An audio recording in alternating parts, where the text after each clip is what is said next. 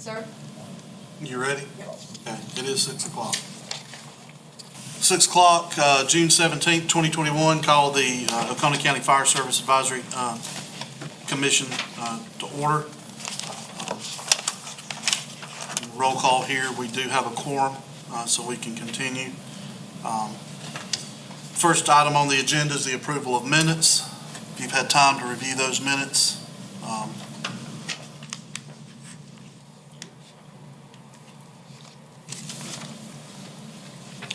we'll need a motion to We approve. need to make an addition to the minutes. It calls for a copy of the letter that we received, that you read last time. Yes. It's not a copy of the minutes, so it needs to be added to. Okay, I believe Ms. Smith had that copy? Yes. So, okay, that's the only change Yes. to the, Make a motion with accept the minutes. all right, have a motion to accept the minutes, Second. then second. Any further discussion, changes? All those in favor of accepting the minutes, raise your right hand. All those opposed? None opposed, we approve the minutes as they're presented with the exception of the attached letter. Next item of the agenda is election of officers. We'll need to elect a vice chairman. Before we do that, our question, since we have a vacancy on the board, do we need to have a full board before we elect that vice chair? Okay, We don't? No, you don't, okay. because it's a yearly election, and, I mean, that position is not gonna be filled, it needs to be filled, that position needs to be filled with a seated board. Okay. The vice chair. The vice chair, yes. With a seated board. So we can do it with just the quorum that we have and with the vacancy? Yes. Okay. All right, the chair entertain motions or nominations for vice chair. Make a motion, Austin, you interested in it? Yes, sir, I'll accept. Okay, we have a nomination for Austin Grant to be the vice chair. Is there any other nominations? Okay. Nomination process concluded. We have one nomination, Commissioner Grant for vice chair. Need a motion to vote on that. I'll make a motion, we vote on it. Have a motion to vote. Motion, Mr. Grant's the vice chair. Need a second? Have a second? Any discussion? No discussion. All those in favor of appointing Mr. Grant as vice chair, raise your right hand. Opposed, like sign. Being none, motion carries. Austin Grant will be the vice chair of the commission.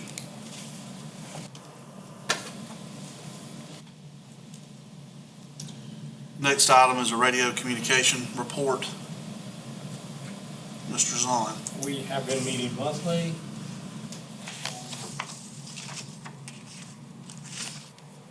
We're making progress. We have one or two more fire stations report.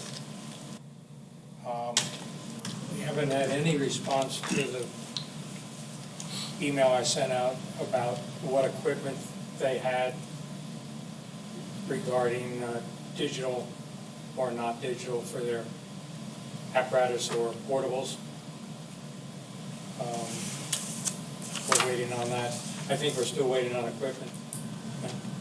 We're not able to start the testing yet, waiting for equipment to come in.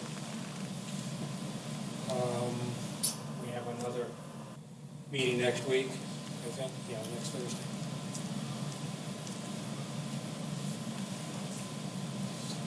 That's about it.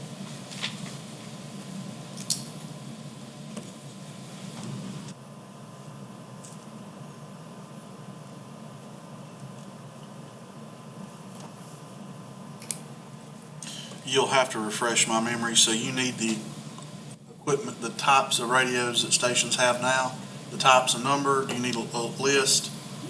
We asked how many of the apparatus have digital radios.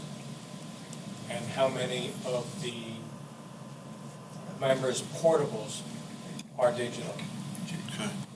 Now, what I'm finding is, so far, with a very small group, that some have digital radios that will work fine with our system, except they're not of the vintage that they'll do over-the-air programming.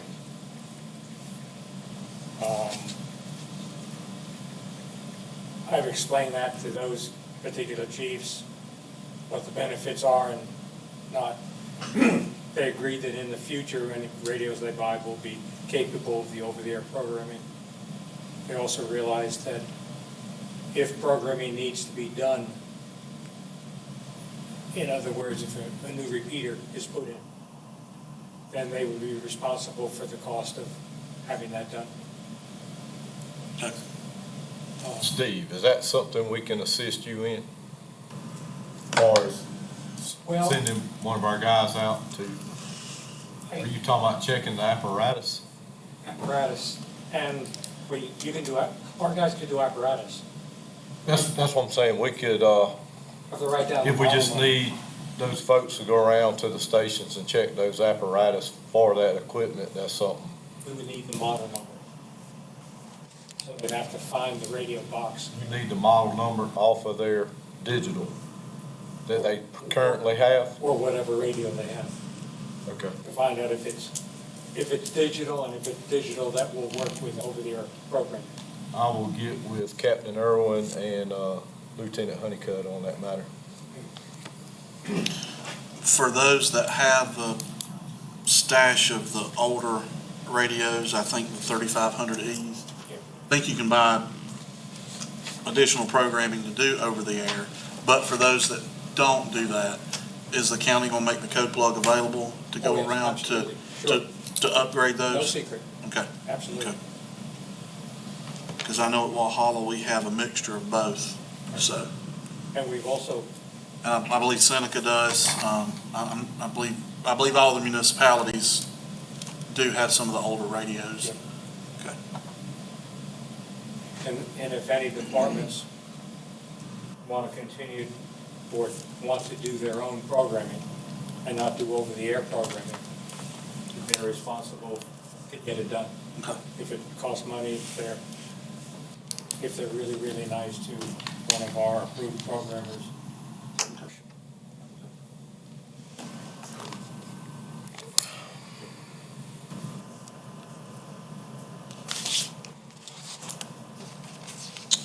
If that's it, Director Crime. All right, as far as the open seat, there's still, we have 4 nominations presently. The seat was open for nominations until July 1st. So each one of those departments will have the opportunity to vote for John Boy Ellis, Charlie Visage, Jerry Wayne Sanders Jr., or Bruce Blackwell in their meeting time. And then we will be sending a representative to make sure that we get that election's done so we can fill that open seat for that from those nominations. Again, that technically is still open as it was open until the 1st of July but we will start to get with all those departments. And I believe that also Hazmat has put, I didn't see him on the list here, I'll confirm, but James Ashton too, so. We'll have to get to those meetings to start that election process, next month. Next thing, lots of discussion. I put it in front of you, wanted to discuss some of the things, in the budget that has been controversial or whatever those increases may be. If you remember correctly, this board did not meet at all a year ago, for a whole year. And so a lot of these numbers are a change of over 2 years because we went back to the original, process in that budget, as we go forward. So, talking with the first one, the equipment increase. With more equipment and more repairs every year, if we don't buy new equipment, We're hoping that as we buy the new trucks with some of that equipment on it, we don't see as much repair. But as we all know, a lot of those are small engine repairs. We had to do hydro on the cylinders that we're hopefully replacing with the big air pack replacement in the next couple of years. That all, it comes out of that budget, and that cost is going up. So you see an increase in that, in what we used, to make sure that we have enough to repair instead of just replace our equipment as it goes further. Most of that equipment comes from the volunteer stations. In each one of your station, all of us are involved in that maintenance from this, and there's also money, and we'll talk about it in the 10 fund also for that, and it's all lumped together in the two different ones to get the job done for repairs on county-owned equipment. This is not vehicle equipment. This is small engines, that type of repairs as it goes through. AEDs for the rescue squads, those kind of things that break, and those things. And again, remember, in the 2.9, that is, all emergency services encompassing. That's fire, rescue, and emergency management, all total, is what this amount supports, not just the fire service. So there's a lot bigger than just this group that we're working through on that. You see a new line item that we've never had before, and that's physicals. Good thing is, we have more physicals actually being done than we had in the past. And so when we started this budget, we looked at it and said, this is what we think we're going to be short. I will tell you, even with this increase, next year's physicals, at the cost we're presently paying, we'll still have to look at where we can get money to if everyone gets physicals as they're supposed to. And so that money was added because we have it in the revenue account that is coming in. As you can see, it is neutral, to cover that cost. That cost either has to come out of the 10 fund or the 2.9 fund, or the 20 fund, excuse me. And so we chose to split the difference in half and half, to split that because there was money in here for that balance, to actually try to make sure we have enough money in there to do all our physicals. This year, end of May, or middle of May, we pretty much had to cut it off and say, hey, we're out of money. We had one more, the very last part that was already scheduled, and that budget is completely gone. Small equipment, that if you remember also, this may not have to have that much. We're not sure if we get the air pack grant. We do have cylinders that are out of date that we're trying to find used cylinders to get us through to the big purchase. There's no reason to buy a brand new cylinder right now if we're gonna change companies or do something different and have a cylinder that doesn't fit the air packs that we have.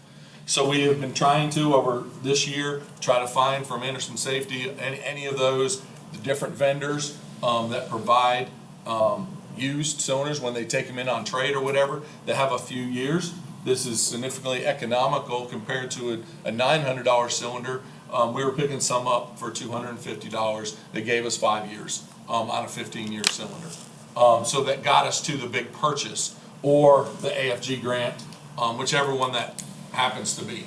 And in the AFG grant, when it comes to this line item and that small equipment, in all those repairs, when an air pack, doesn't, we either have to say it doesn't get fixed if it costs too much money to fix it, or it has to be purchased to replace it.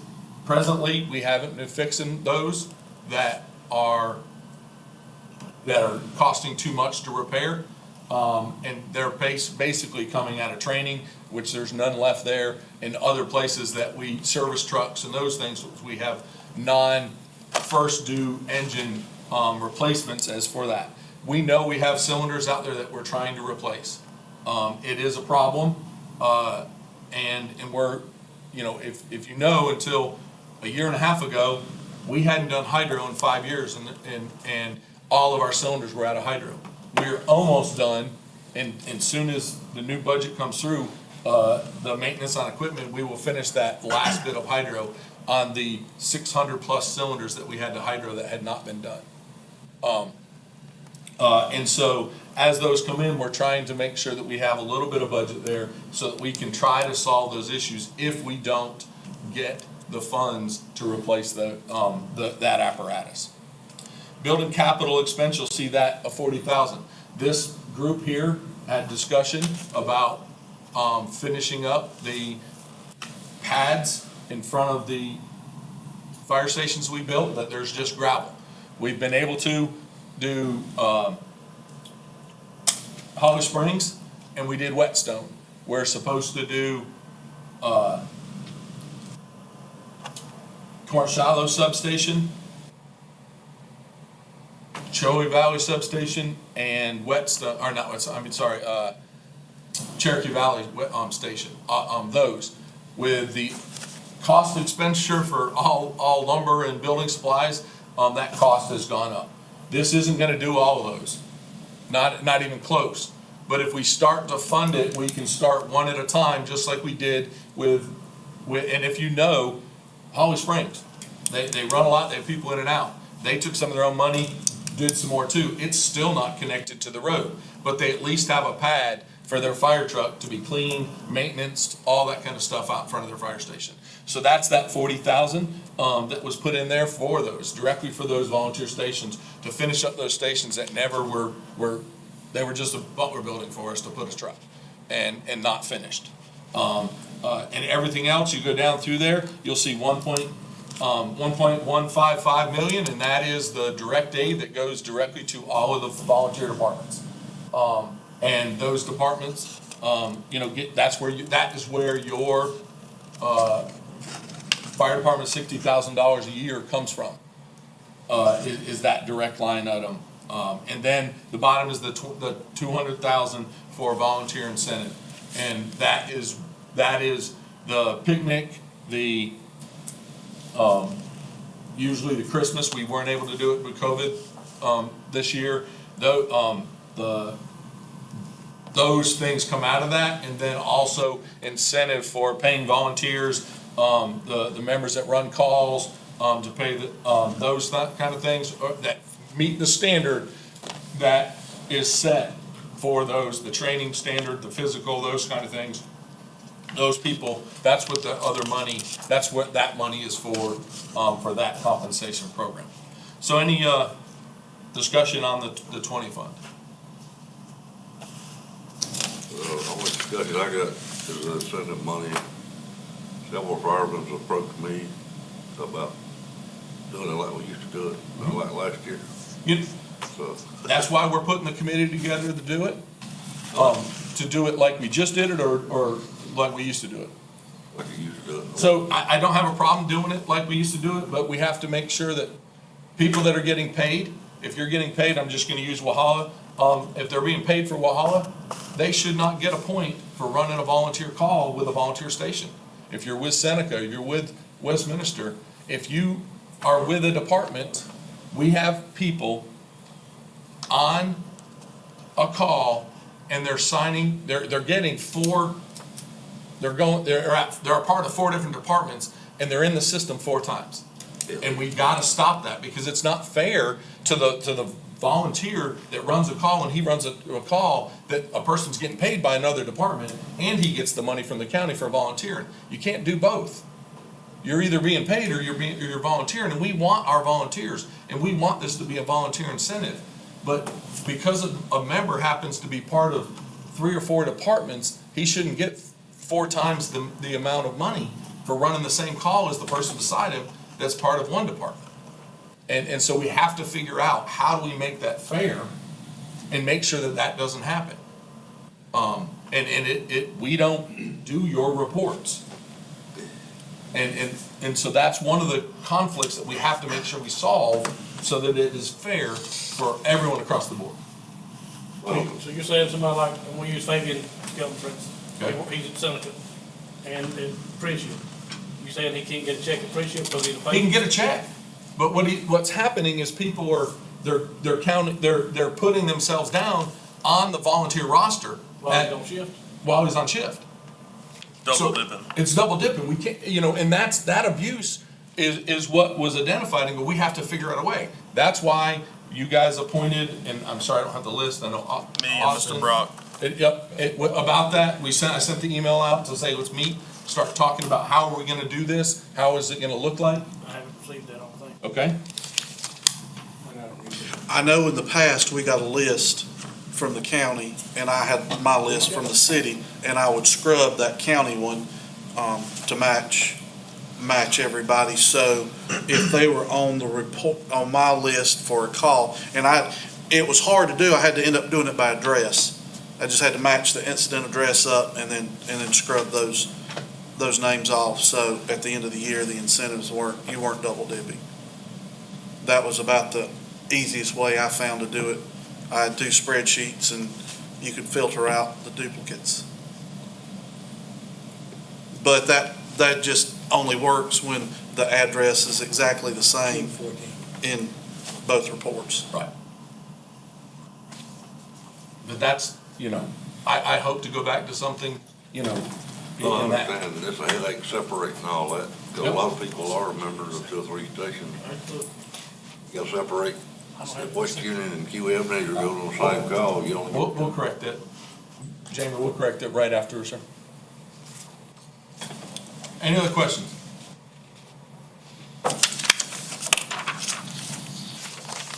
All right, going to the 10 fund, which is comes out of the general fund.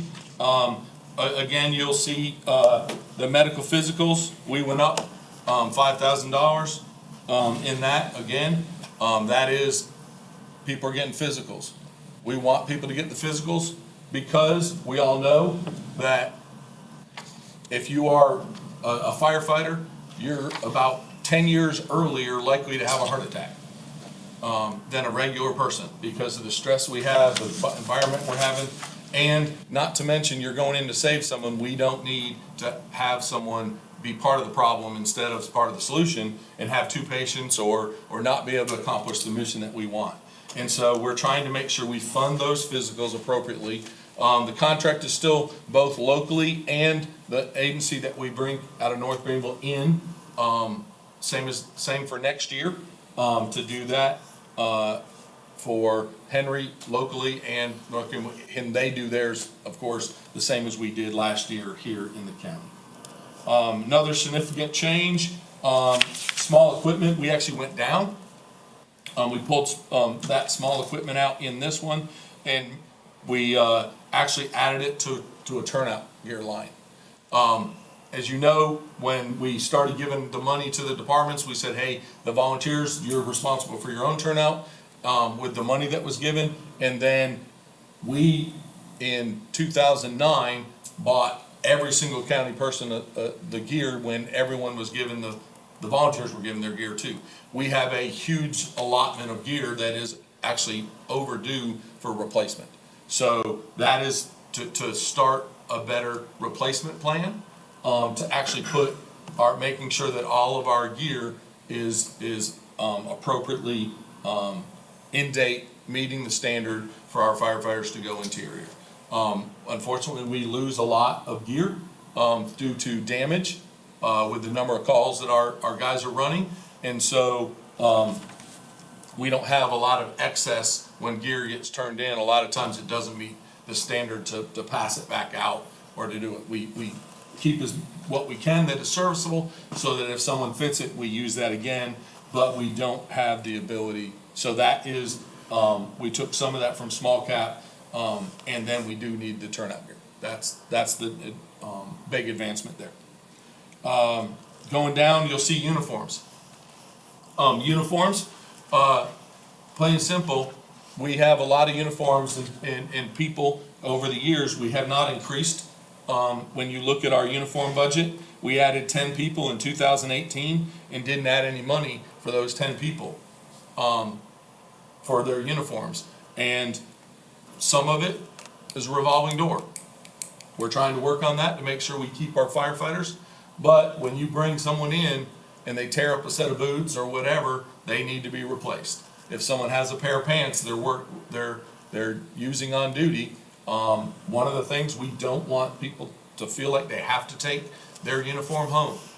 Firefighters are more likely, and actually their family, they're now studying, to cancer, because we're taking it home. We're taking particulates home that are killing firefighters every day because we're not changing at the station and we're not washing at the station. And look at the numbers, it's staggering. I would not want to be a female firefighter when she's 500 more times likely to have Hodgkin's lymphoma than a regular person, for being a female firefighter. The numbers are staggering when it comes to that.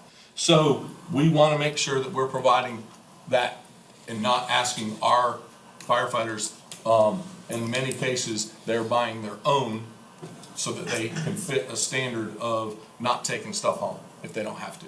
We provided washers for them to do it, but if we don't provide the uniform, that's just taking it home, so it's easier and convenient for them. And that's the main thing with all the staff, all that, to put the right uniform on them. You'll see the fire trucks. Fire trucks this year, significant jump, okay? The biggest thing on the fire trucks, is we added this year, $500,000 for air packs. We are in the final stages of the AFG grant. And that AFG grant, we hope, all of you should, well, not all of you, but you may know, we've been going around to try to get the MOU signed. We are in that far into the stage of an AFG for over $1 million. That is going to replace the air packs that are aging out. We've all said that we have about $2.2 million coming up in a year, next budget cycle, that we need to replace every single one of our air packs. And this money will allow us to, the first thing to match the AFG grant for the money that's required, and to provide the cylinders, the money for the cylinders that are going out of date the following year, so that we are allowed to order them, so that we can be in compliance with DOT and all those with cylinders. The composite cylinders are great, they're lighter, they're, all that, unlike the aluminums and all that, at 15 years, they are not supposed to be on our trucks. And we are finding those, that goes back to the small cap, that we're out of those. I know, actually, you have some, Jamie, don't you?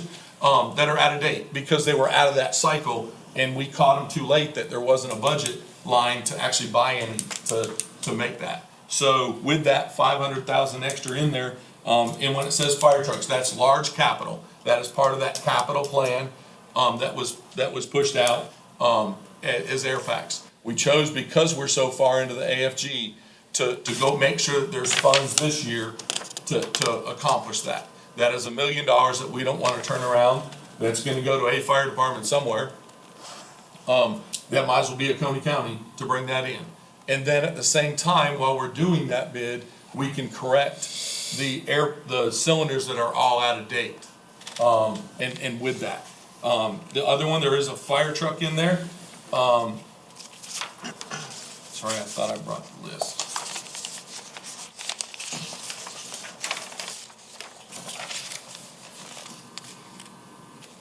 Yeah, there's a fire truck, listed, in there.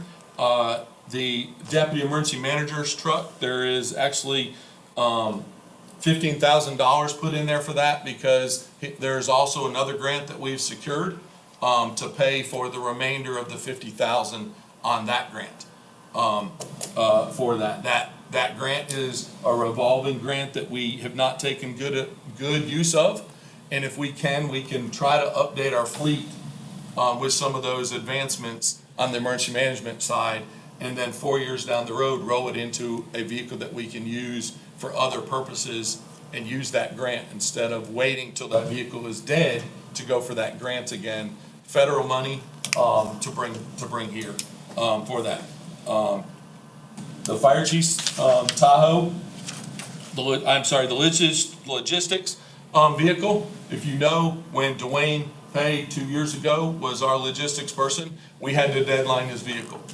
Since then, we've actually taken a vehicle from Rescue 4. We all know that they haven't been doing a lot of calls, so we took one of their vehicles and actually rotated him into that one.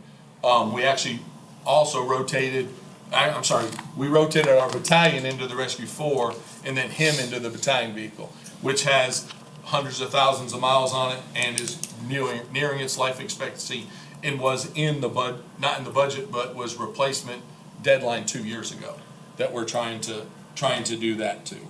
And then Squad 21-3 is also up for purchase for that with the 3 firefighters if they stay in the budget for that, within that line item. But the main increase in that outside of normal was the air packs, to make sure that we have that taken care of. The thing we found out when we did all that, one of the problems is the air pack replacement in the plan. As we started actually looking at all the dates, is a year late. That's why we had to push it a year ahead, budget-wise, because of purchasing and all that when it comes to it. It wasn't scheduled till 24, 25, which would mean every one of our cylinders would be out for 6 months before we ever even had the opportunity to bid it, or do anything. Same with the air pack, that are deadline.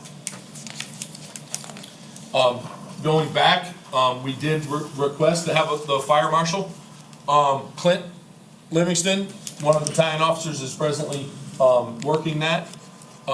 There's a lot of overtime expended to do that because every day, the businesses, Monday through Friday, he has to do inspections and works through inspections. Inspections, does code stuff for new businesses, all that, approves plans, and he still works a 24-hour shift. So it is not unusual for him to work a 24-hour shift on Monday.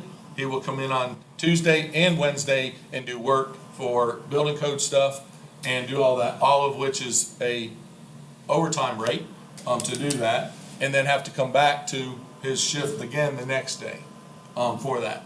Over the last 3 years, we've been able to shuffle all other duties off of the other 2 battalion for extra duties that make them come back in. And that is the last one we have not been able to do.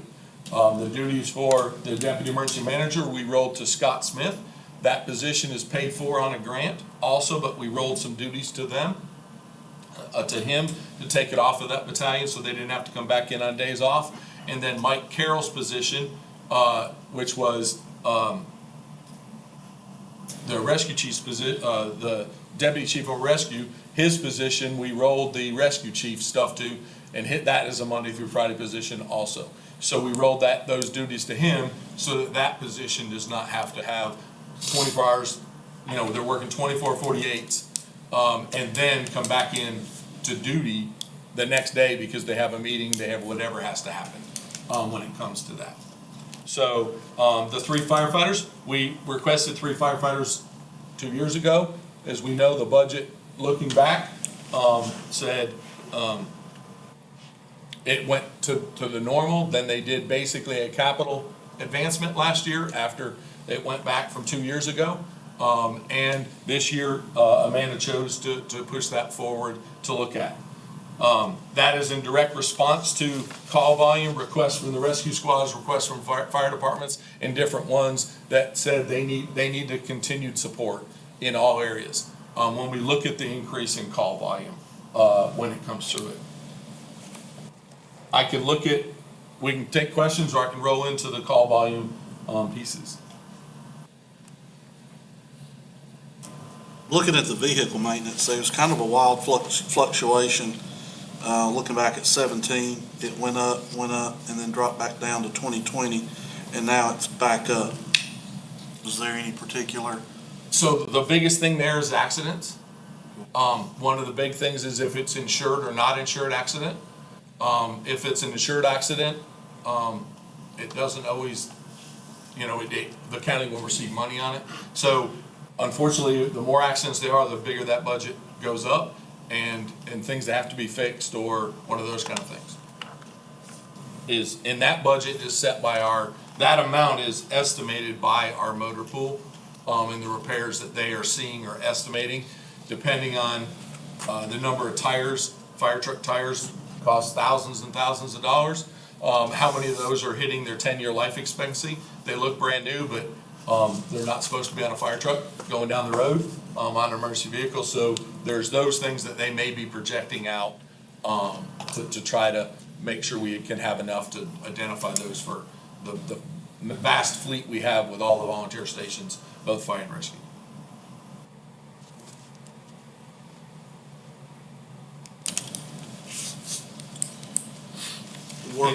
Workers' compensation, Yeah. system-wide, where is that shown at? It is shown in another part of the budget, as a county item. It is Okay. not directly part of our budget. And I am sorry, that there is another change, and it's the $250,000 for the restoration of the Oakway building, that was put in there.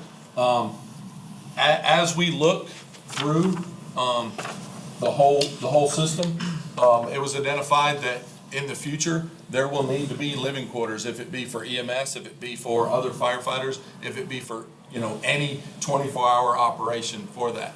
The county was given a building, and, Amanda felt that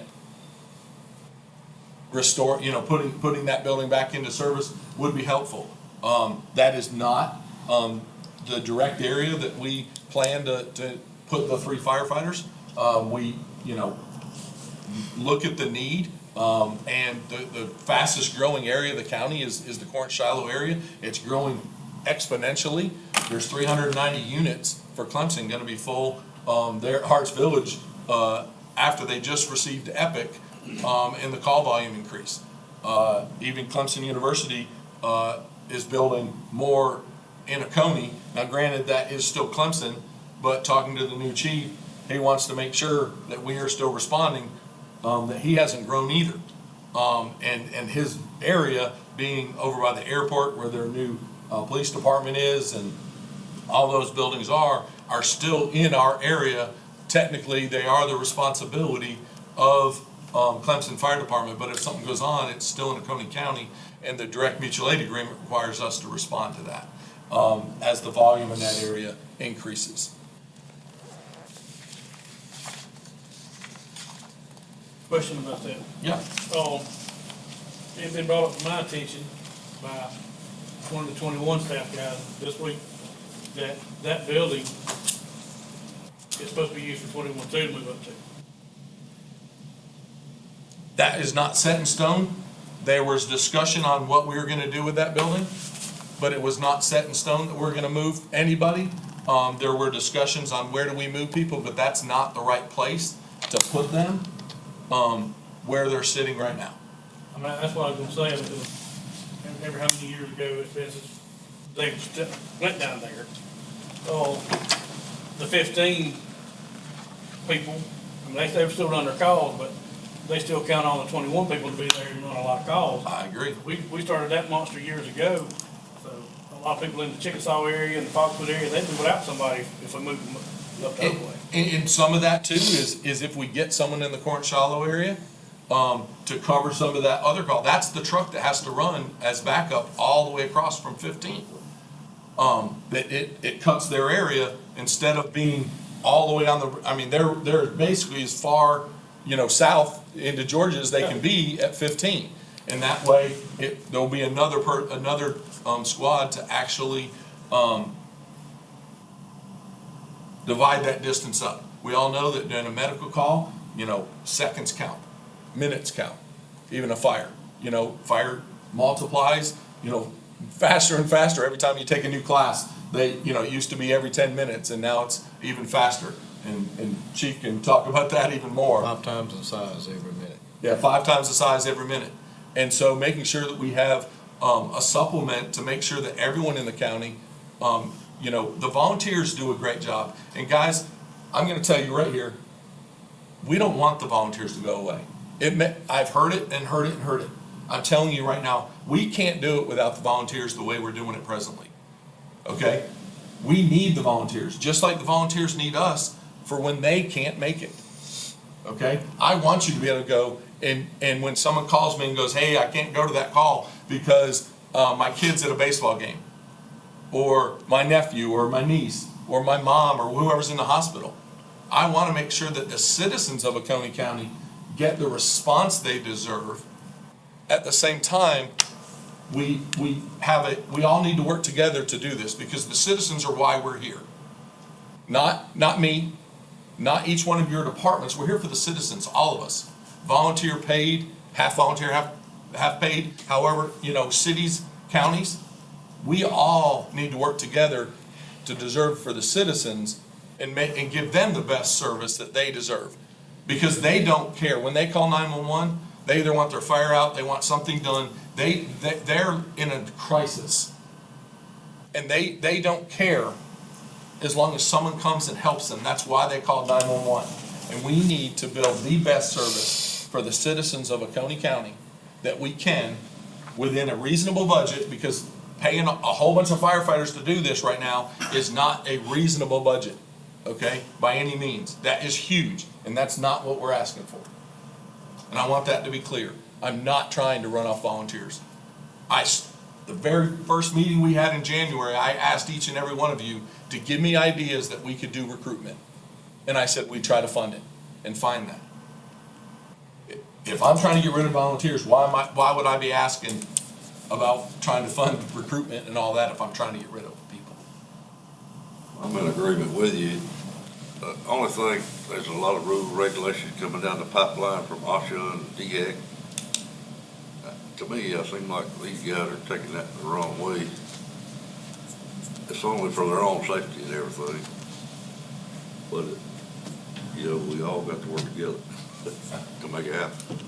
One of the things is we're trying to take off as much of those as we can, so that all you have to do is training and all you have to do is run calls. That's one of the reasons why, in 2018, I believe, we added the 10 firefighters, again, when our budget jumped a huge bit, to put a firefighter when they're staffed, and staffing's been a problem, and I know that, and we're working on that, in each one of the volunteer stations during the day when they're the lowest. Okay? That's why the Fire Commission came to us and said, hey, we gotta have help during the day. We don't have enough people. And that's why you saw that big, in direct response to what your needs were. And making sure, that the citizens receive the care. But you're right. Training every year gets harder for everything. Now EMT and EMR and all that's even getting harder to keep our firefighters and our rescuers involved, because the training becomes longer and longer and longer. But that goes right into my next piece of discussion on fire rescue response calls. If you look at 18, 19, and 20, and 21, going up through there, per month on average, we ran 618 calls in 2018. 2019, we went up to 658. 2020, we went up to 719. And the pace we're going right now, over 5 months for 2021, we're at 723. I'm sorry, 732. Every year, seems to be going up. If you look at history, yes, we have some blip years that we go crazy. Last year, Chief Burton ran, I don't know how many Yellow Branch calls, and it was more than we've ever run rescue calls in a year at one location because of COVID. And so we have those crazy years, but 21 is again going up, and COVID's not been huge this year for us in Oconee. And we're not associating those with COVID that much. They weren't COVID calls that increased our volume. It is call volume. We are a place that people want to come recreate, and unfortunately, people get hurt, people catch houses on fire. We don't always have the best prevention program, and I think that's something that we need to do better at, is prevention on fire in the Oconee County.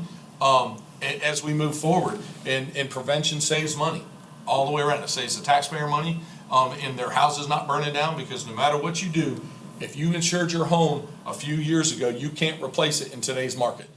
Doesn't matter what your insurance company, unless they are a true replacement company. The insurance isn't the same. And we need to try to make sure, we can do that and continue to do that for our citizens. Well, that's the point I'm getting at. You can listen to the radio. Most stations have got 20 to 30 members on the station.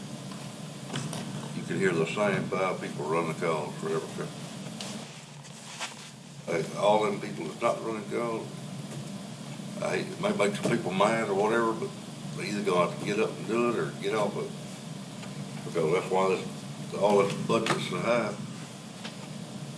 The volunteers are even covered by workman's comp and, you know, that's part of that budget here, all the workman's comp. So I'm gonna say they are still a bargain beyond belief, and I wanna make sure every volunteer knows, we want them to do as much as they can, but we know that it's getting harder and harder to do that. But the volunteers are a bargain. I mean, we can't do that with paid staff. It doesn't matter their cost. It does cost the county money though, for every single volunteer, in training.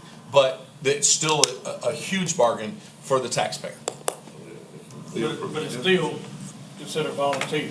And if I can get one volunteer, or if he can get one volunteer to run 10 calls, that's, at a major structure fire, that helps me out. Oh, yeah. That's why I'm still a volunteer, and you can't do nothing with them volunteers, Well, that's what. because they're still needed. When they're, when they can help, they gonna help. Yeah.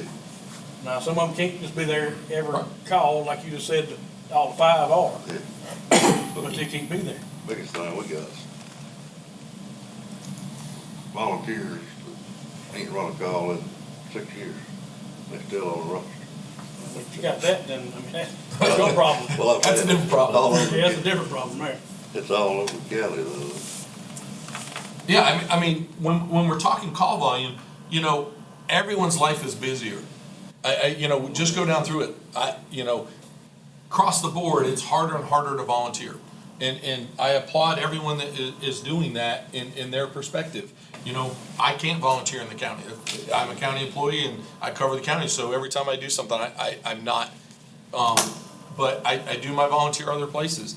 And everywhere I go, they say it's getting harder and harder, and we have a great group of people that we all need to work together instead of fighting against each other, to make sure that the citizens get what they need.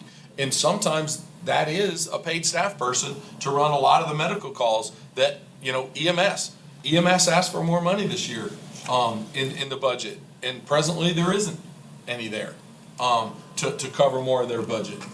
So, there's a lot of things in there, that the extra staff is doing that instead of paying, we get a firefighter, instead of paying the hospital, we're getting firefighters or whatever that may be to run medical calls, to help out, to have someone there as quickly as possible that has some medical training.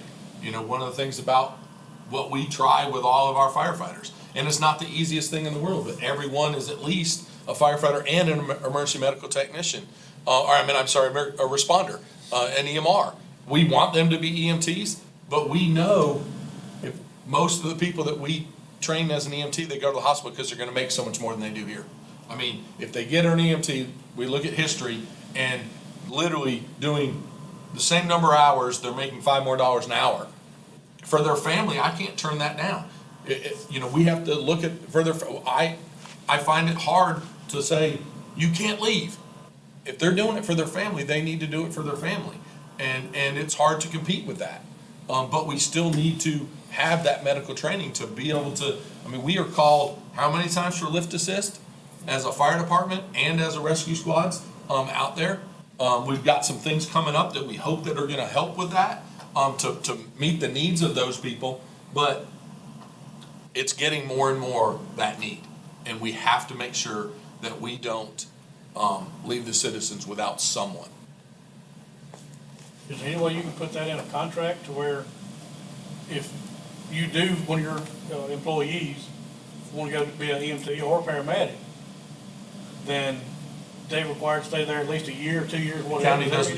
county doesn't do contracts. I've asked a couple times, and we're talking a couple different ways, trying to look at it. But the county does not do employee contracts. And it goes both ways. We can't require him to pay us back, and would mean we couldn't fire him either.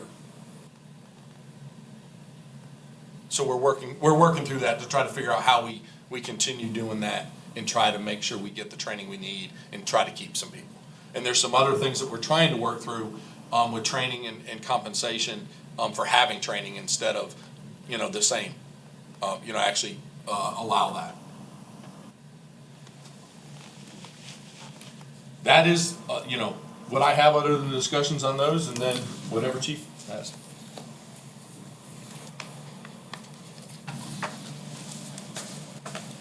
No other questions right now. We'll go to Chief Greer. All right, thank you, men, for being here. If you'll look, the first bullet and the last bullet, these two kind of go together. So I'll hit both of those at one time. So the ID cards and accountability, this is on hold at the present time. We presented to the commission and brought this forward to the actual chiefs, and Steve and I have got it down to 4, but there's other things on there far as getting us where we need to be on the accountability, and that's gonna require, if you look just below the last one, it's talking about the physicals. So the physicals kind of lined up with the accountability. That was what we were stating, putting on the card. That was setting our interior, exterior, and everything. So until we nail down what we're gonna do on the physicals, right now we have it in play, you have to have a stress test. We had a couple levels. The chiefs weren't happy with that, wanted something more. And of course, you know, trying to do the right thing by folks to keep them healthy so they can be on calls and can be a member and everything. That's the most important thing, is we take care of that individual. Man, woman, young child that's coming and serving, that we take care of their health. So with that, being a long discussion at the last chiefs meeting, I turned in a booklet to the county's attorney with the NFPA standard and all the OSHA standards for him to look at and give us direction in which way we should go with how do we take care of the volunteer and the career guy doing this job. And we do it by the law. Not to run anybody off, but to do what's best for the individual that is serving. That's the whole reason why those two are on hold at this time, because the county attorney is looking at that to give us direction. Is there any timeline? He was on vacation last week. He has emailed me. He's looked at, and I'm fixing to get to it in just a minute, but he is looking at it at the present time. But no, he has not given me a timeline. Any other questions on that?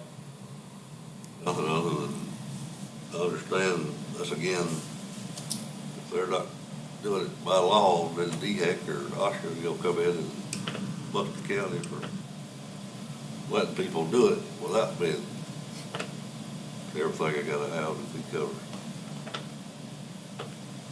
Thank you, Chief. But you're also, if you remember, if Pop was still alive, that would take Pop off under the tent. Yeah, that's the way, I understand. Pop was there at every call, Yeah. and he was running trucks at every call. And that allowed you to be a firefighter, not a truck driver or not one. Yeah, and, So that's taking a lot of our people away from it. yeah, I understand that, and I don't want to see people go, but that's what they're working on, trying to figure out what they can do with that, as far as, heck of the older guys is all we got. Ain't no young guys Exactly, signing so up if we for get that. rid of them, we ain't got nobody.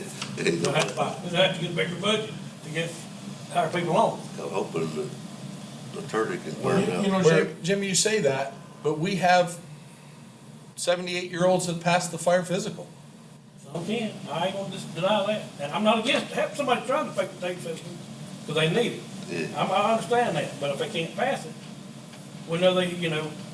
And that's why we're actually allowing a level 2. The level 2 was for that person to go see their physician to try to pass them, and that was shot down by the chiefs.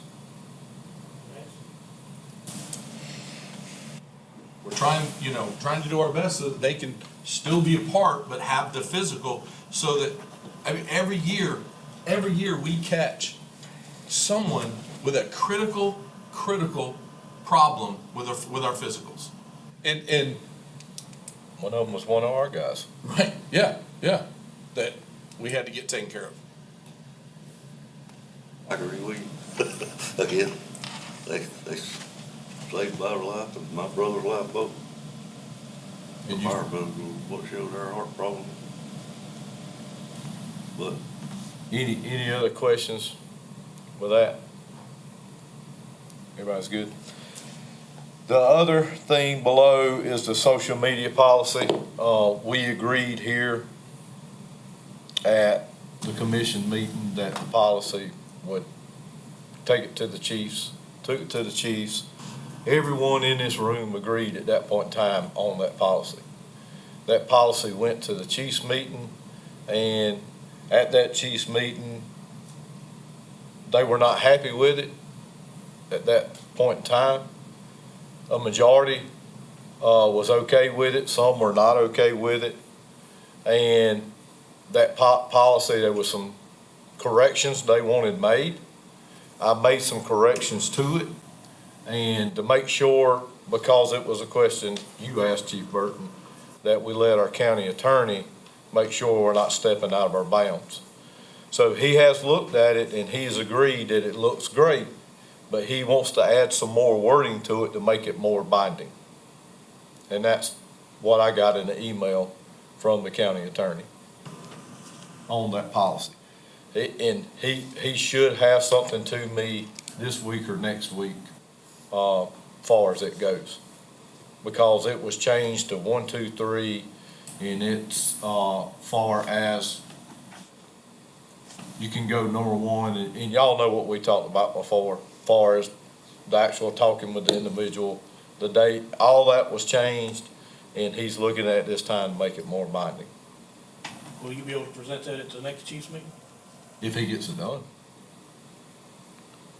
But what I'm gonna do, since it's being looked at, I think that needs to come before this commission before we take it to the chiefs meeting. It won't be done before Monday, next week. Cause that is the chief's meeting, correct? Do you, as a commission, agree with that statement, that you guys should see this before we present it, or? I would assume so, yes. Okay. Yeah. I just wanna make sure I'm doing the right thing by you guys. What parts of it did the chiefs have issues with? Was it the disciplinary parts or?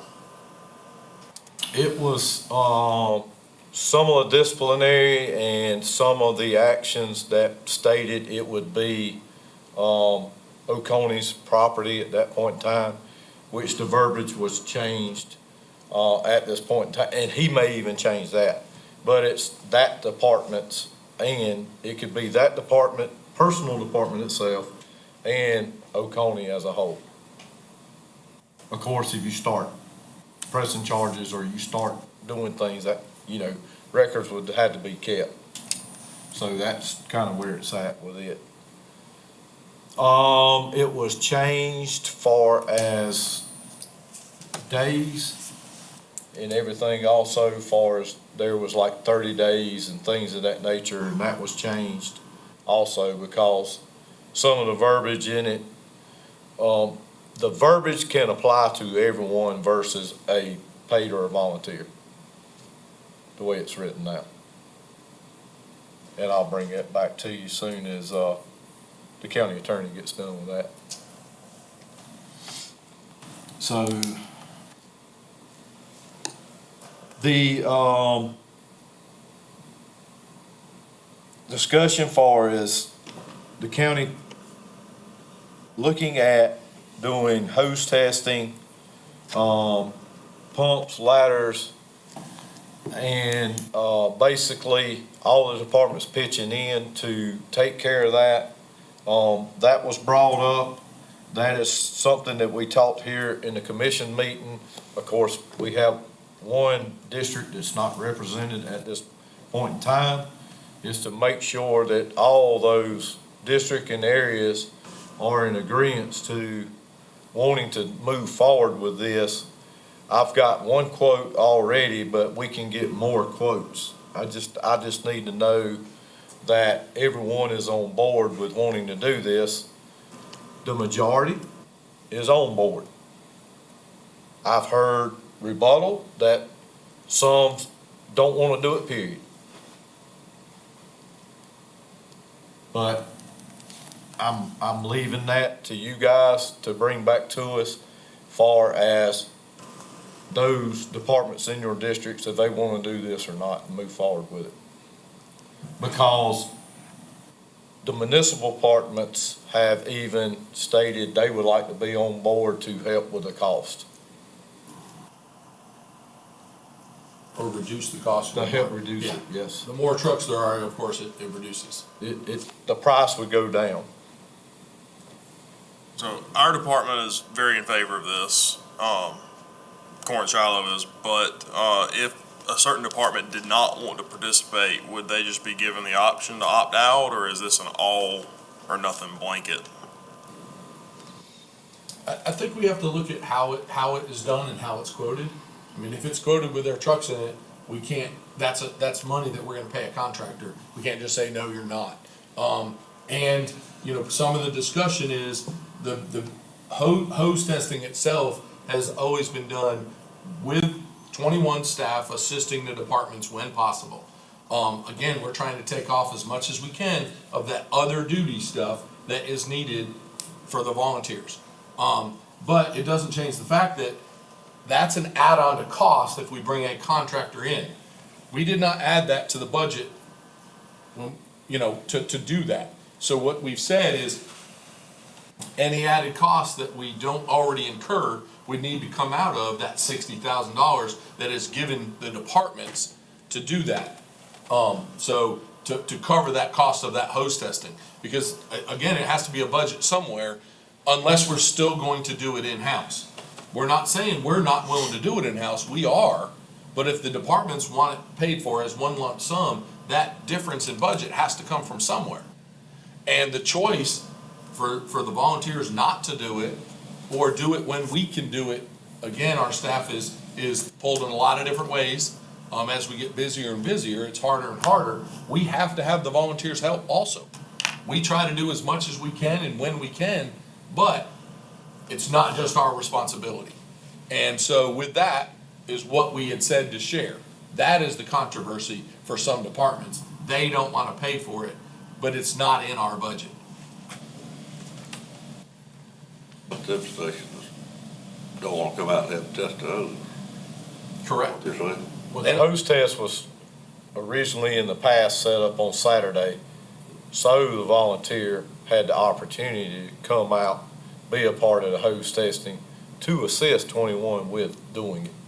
That's the way we always done ours, but, you know, still, it was a headache. Oh, it's a headache. That's a lot of Hose work. testing is a headache. Do we need to make a decision on this evening, or should we wait until we have a District 1, a Region 1 I think you guys representative? need to reach out to your departments and talk to all of those, because I think we need hard numbers as far as who's on board, who's not on board. Because if we guess at it, then we're not gonna get a correct quote on pricing. That's something we kind of discussed at the last commission meeting, is waiting to hear back from those districts. And of course, now we have a seat empty. I know he was all for it, because he even started figuring it up, what it would cost his department, and it was very little. For the departments that choose not to participate, what is what's the avenue to make sure that that hose is tested and complies with the standard? We'll have to figure that out. I mean, we're not gonna just leave. We can't leave it Yeah. untested. No, So and we- that's what I'm getting at. Right. There needs to be, if they opt out, they're either required to do it on their own and provide that data, or pay someone to do it. So you recommend, if a department doesn't want to be a part of it, if everyone does, that they do their own testing and they'll have to do their own testing and by a certain date, provide the data that their hose either passes or fails. But they also need to understand at that point, they're putting their name on it. They're assuming Responsibility. they're Right. they're Well, the responsible. good thing if it about wasn't going done right. third party, you got all the documents for everything. Even all those documents will assist ISO when they come in, because they're gonna look at them. Like, we keep all the documents now, even when we do pump test and, all the documentation is there.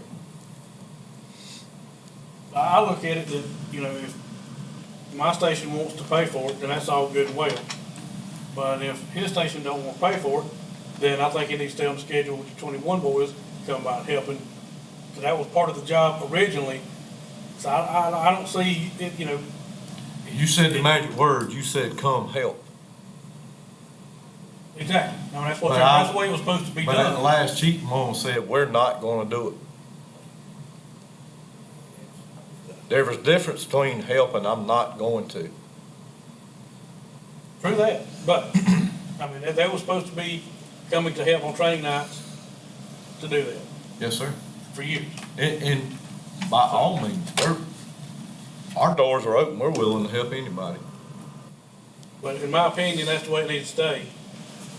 If they don't wanna get on board with it, then that's just whatever. But if mine wants to, even though it might cost me a couple $100 extra, so be it. And I think that's what we're asking for. So we can get a good idea, we because if we go over 10,000 feet, it's a different price than if we have 1,000 feet of hose. And so knowing what departments want to do it and be a part and want and not, I think is huge. So we can have a good discussion and actually not have a guess when we're going out for a quote. The better our data is, the better our quote is gonna be to get maybe people that aren't as close to us, that actually have a lower price per foot. Are you getting the quote as price per foot, or have you already figured out how many feet hose each department has? We have it. The ladder test is per foot, and they have pricing for replacing heat sensors if those had to be replaced. Which that is already budgeted. Hose testing is per foot. And it's the same per foot per every size of hose.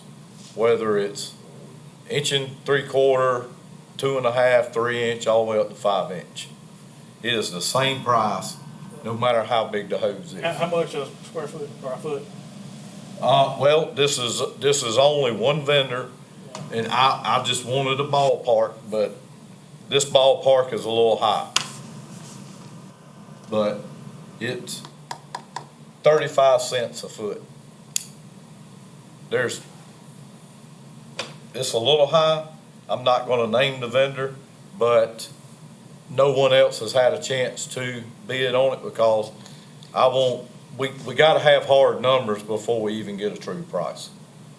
But it's basically 35 cents a foot, and I know some other departments that I spoke with has even got it down to 27, 24 cents a foot. Now, can we get there? I'm sure we can.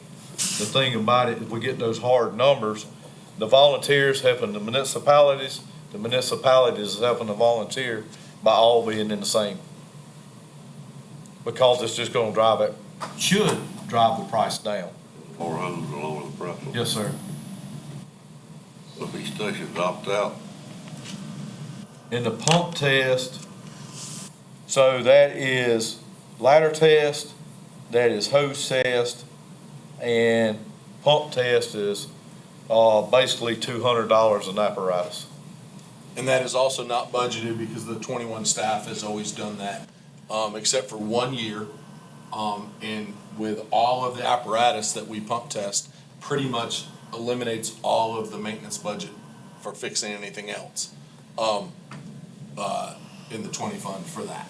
So that we don't mind doing it, again, but it takes us out of the station, not allowing us to do calls. And so that would be another one that we have to push over to, to the stations for their apparatus.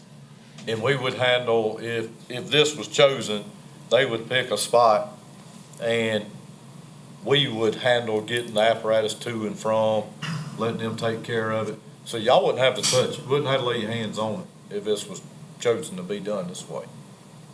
It's just our folks would take the apparatus there.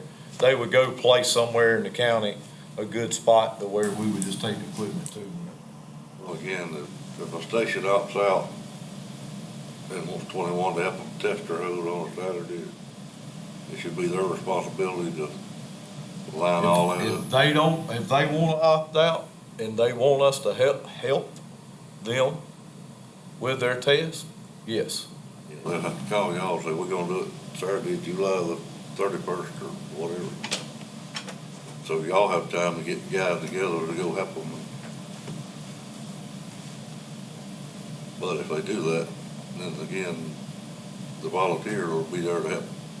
I just have all y'all guys come down there and test their hose for.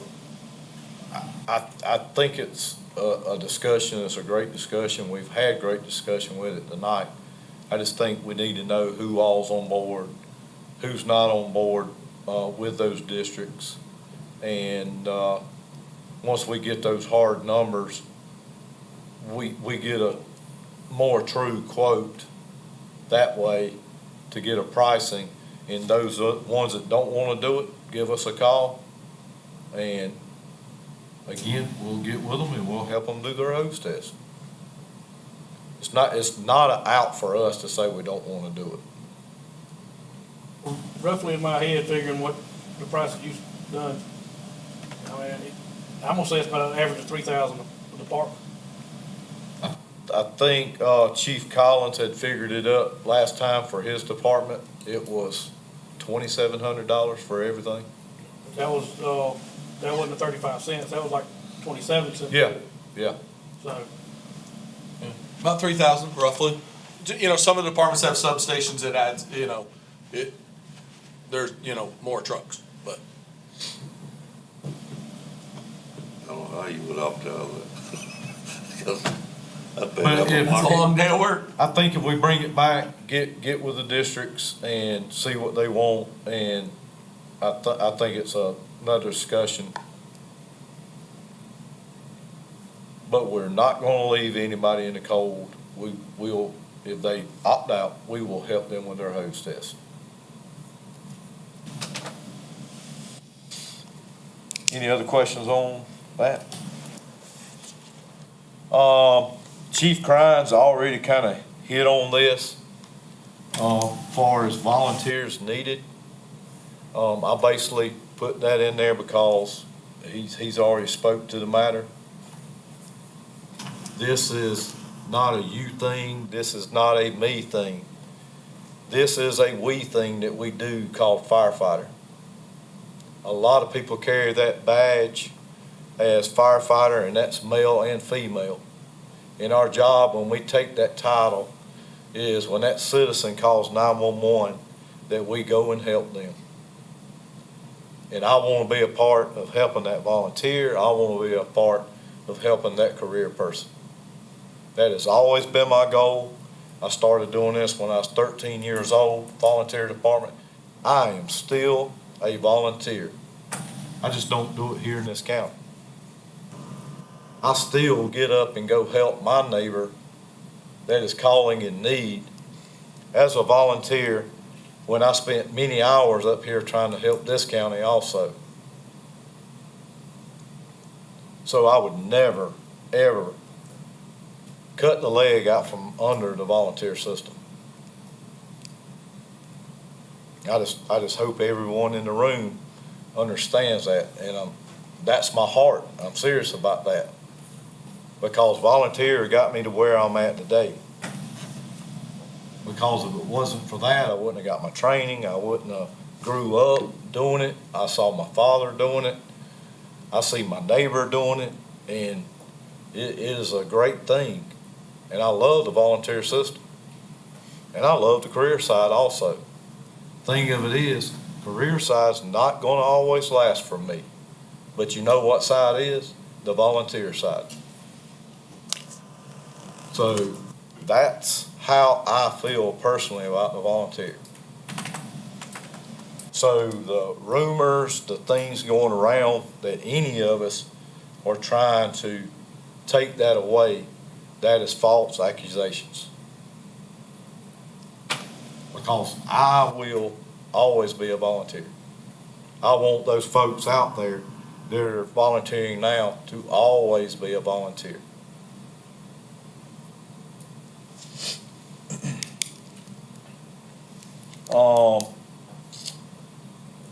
The next thing I had was the Fire and Rescue Appreciation Day. That is, we have Blue Ridge Electric helping us with seating, things of that nature. We're gonna have blow-ups for the children. There'll be a blow-up for the children 4 and under.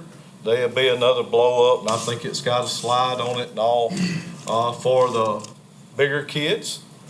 Also, we're gonna have some events where the firefighters, the volunteers can compete against each other, and there's prizes for those that win. So we have helmets, we have leather boots, we have all kind of tools and things we can give away to those individuals. So there'll be drawings. There's things there for the rescue side, because this is Volunteer Appreciation Day. So it is for the fire and the rescue person. Because we all do this, like it says, one county, one mission. So this is a day for everyone. Families are welcome to come, eat. We're gonna have burgers, hot dogs, chips, everything for them, and this is appreciation for what they do.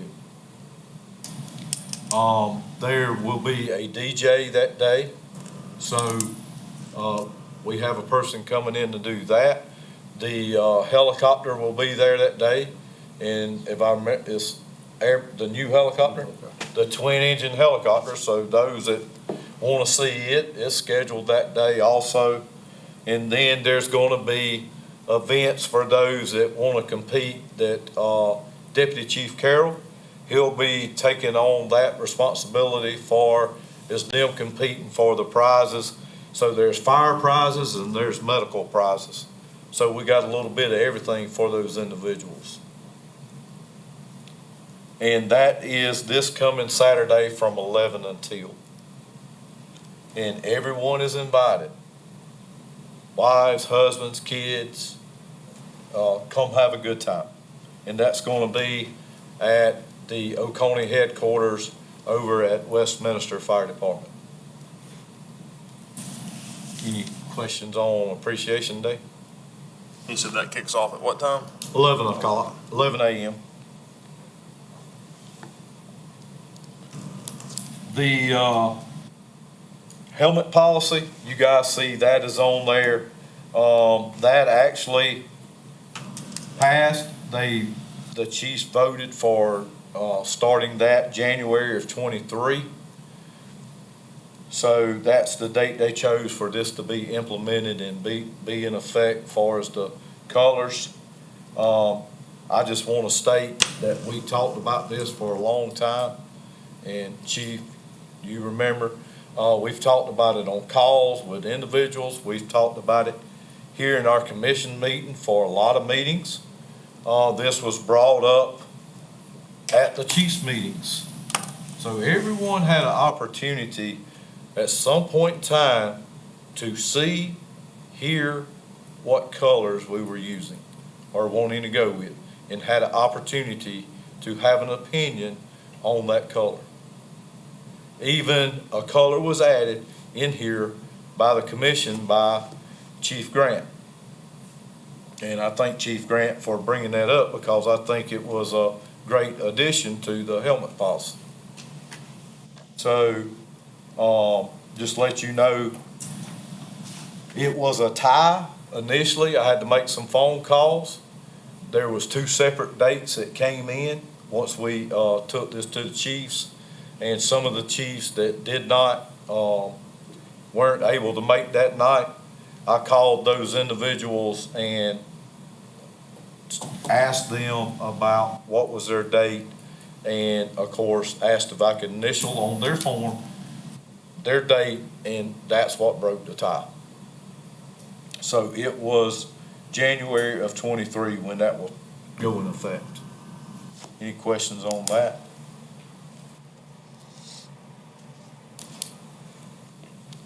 Just thank y'all for y'all's time with that. I understand that that was something that has been tried to be implemented in the past, and I think that's something that will help us across the county, assist us with helping us do a better job for our citizens, and make us more job task oriented on the scene to apply those individuals to the need we need at that point in time when whoever's serving in the command role.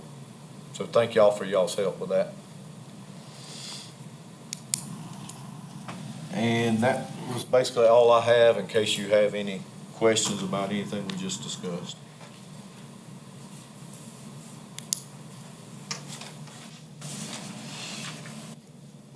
Being no questions, we'll move into the fire commissioner updates for the regions. Region 1, they're abs, that position's vacant. I've not been told anything. Region 2, Everything's good in there, except for, I mentioned earlier about the incentive money, they worried about it being broke up equal across the board for 0 calls or 300 calls.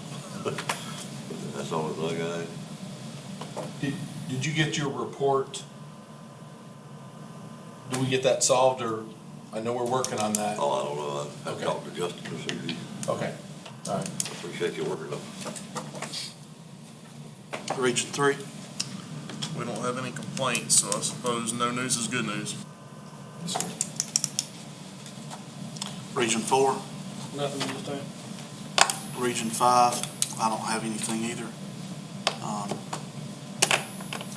Nothing on the agenda. Under my report, I will make a comment. I wasn't going to, but I'm gonna go ahead and offend folks. This is 2021. We need to get on board with working towards standards. We need to get on board with making sure the fire service is doing the best thing it can for and rescue service for the citizens. There's a lot of stuff going on about physicals. I understand everybody's, their opinion, and I do value that. We need to make sure that we're in the best position that we can do whatever we can for the citizens, because that's why we're here. Whether we're paid, whether we're volunteer. I grew up in the volunteer ranks. I'm here because I started out as a volunteer. But there's also should be standards that we're held to. Hose testing shouldn't be an option. Well, we should be testing hose. We should be testing our fire hydrants. We should be testing air packs, and we should be testing ourselves. I don't think there should be any negotiation. Now we can discuss different levels, but I don't. This is 2021. We've got to move forward. Might not can do it all at one time, but we've got to move forward. So that's all I have.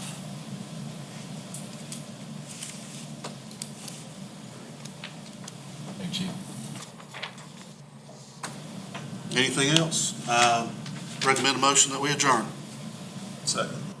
Second, all in favor? Thank y'all.